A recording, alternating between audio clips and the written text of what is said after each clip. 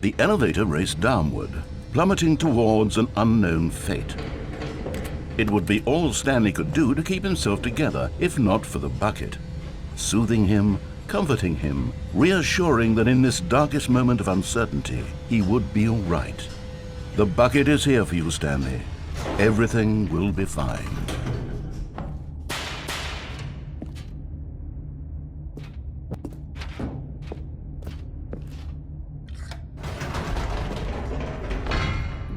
Wait, Stanley said to the bucket. Can we go back up? When I was pressing those keypad buttons, there was something very intriguing about the number 3. I want to go back so I can try pressing the number 3 again. The bucket said nothing.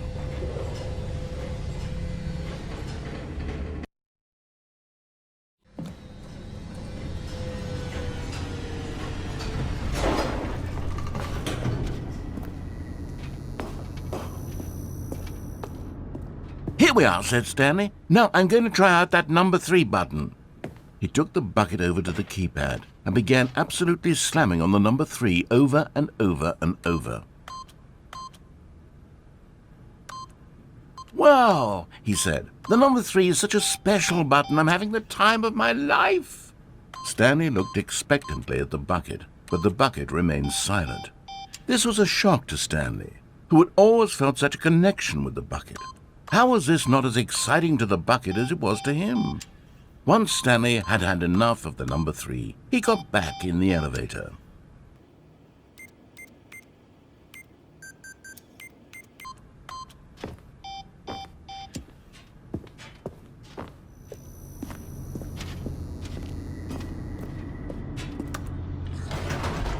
Perhaps the bucket had missed something. Perhaps it had not seen how much joy Stanley got from slamming the number 3 repeatedly.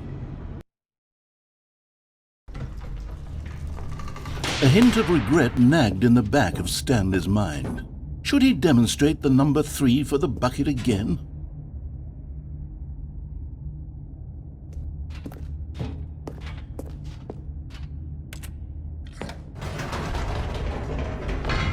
No, said Stanley to the bucket. You can't go on yet. Not till you understand how much the number 3 means to me. You and I have been through so much together, and I just want you to see what I see.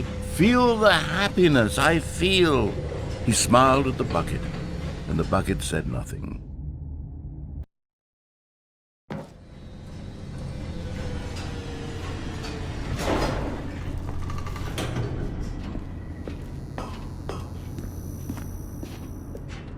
Here we go, said Stanley. This time I'll really show you. He ran to the number 3 and began to wail on it like a musician on a beloved instrument, weaving a concerto of truth and passion. He wielded the number 3 like a fine artist would wield a paintbrush. He told stories through the number 3, stories of his dreams and hopes and fears, and the whole time he looked to his bucket for a reaction of some kind. Anything to let him know that the bucket appreciated what he was doing. The bucket conveyed absolutely nothing at all, only silence. Crushed by a wave of dejection, Stanley returned to the elevator.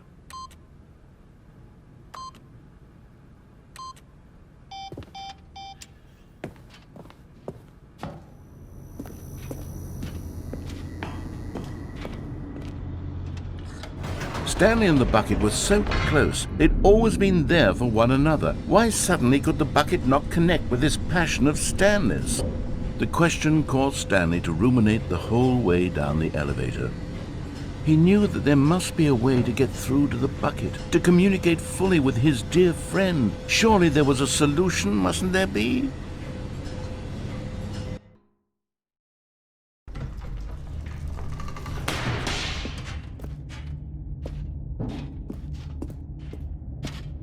Stanley and the bucket walked straight ahead through the large door that read, Mind Control Facility.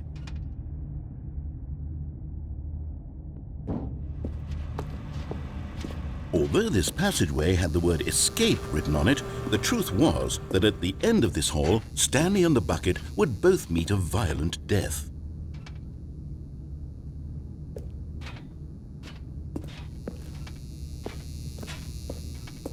The door behind them was not shut. Stanley and the bucket still had every opportunity to turn around and get back on track.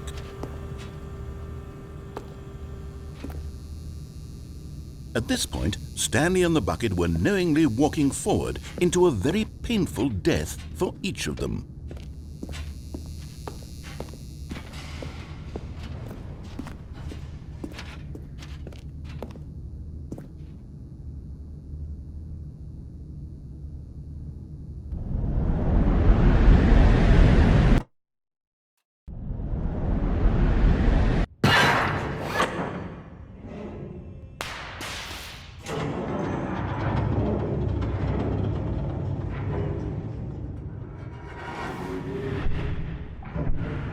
As the machine whirred into motion and Stanley and the bucket inched closer to their demise, Stanley reflected on how meaningless the bucket's warmth and comfort had turned out to be.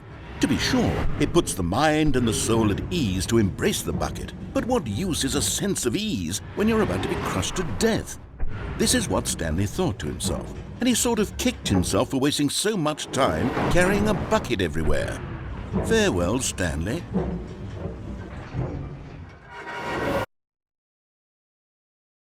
"Farewell, Stanley," cried the narrator, as Stanley and the bucket were led helplessly into the enormous metal jaws. In a single visceral instant, the bucket's life came to an end as it was crushed violently to death.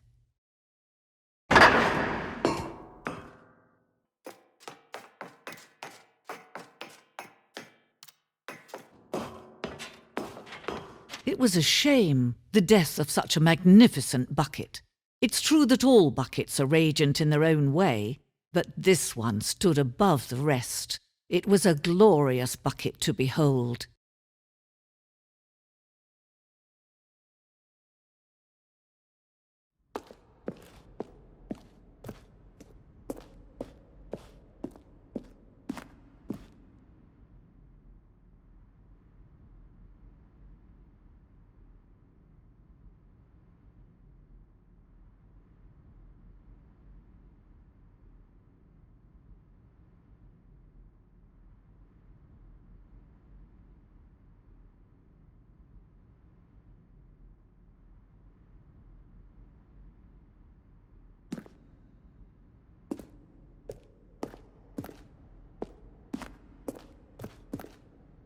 Can you see how arrogant it was for Stanley to take a bucket like this and to claim it for his own?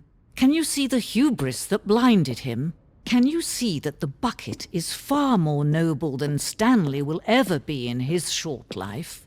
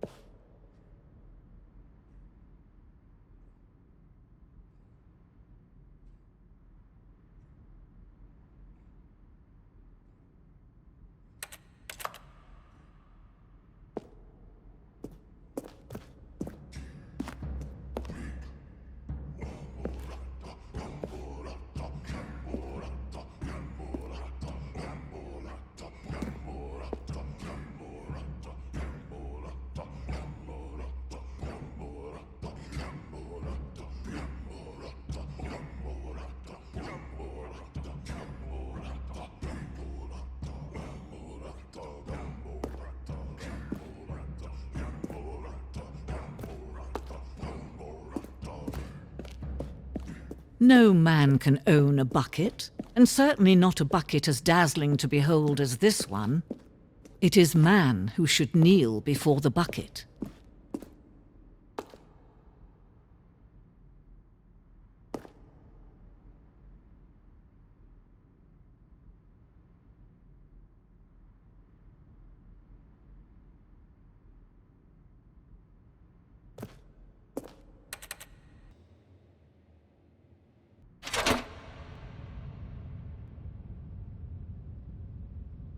But there is something we can do. Something we can do together, you and I, that will right this terrible wrong. Let Stanley die. Let him be crushed by the machine. Don't reset the game. Don't give him another opportunity to run off with another beautiful bucket. We can save the world's buckets from their treatment as tools and implements if only we let Stanley die together. The bucket shall take its place as ruler, as leader, as commander of a new world, a new vision.